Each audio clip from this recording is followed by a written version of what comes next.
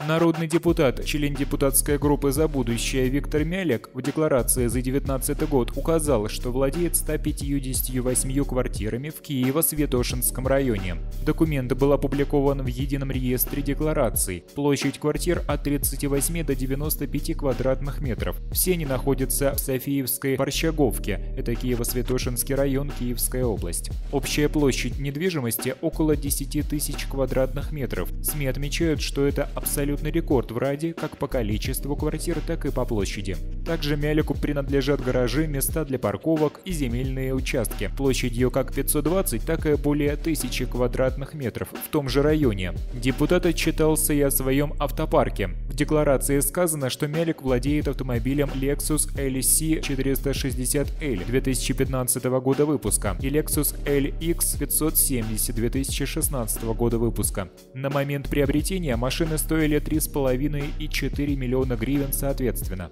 Жена нардепа Дарья Мялек ездит на Porsche 2018 года выпуска, а также на Mercedes-Benz 2016 года выпуска, которые обошлись семье около 9 миллионов гривен в сумме.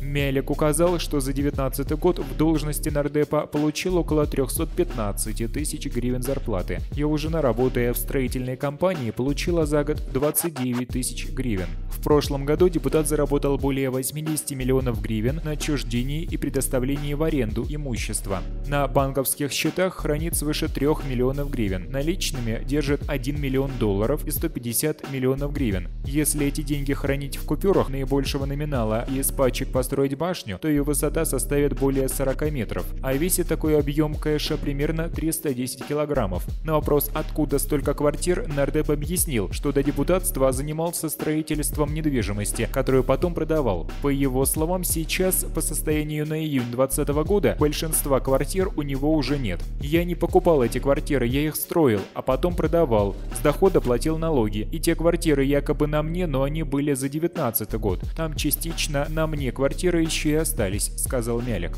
По его словам, часть квартир он продавал людям в рассрочку, однако по документам они остаются на нем, пока не будет уплачена вся сумма. «Там есть и мои квартиры, не хочу продавать, у меня есть 37 квартир. Одна квартира на детях, одна на жене, остальное я сдал в аренду, потому что мне надо на что-то жить, законом сегодня это не запрещается. У меня есть много офис-помещений, у меня есть торговый центр», — добавил Мялек.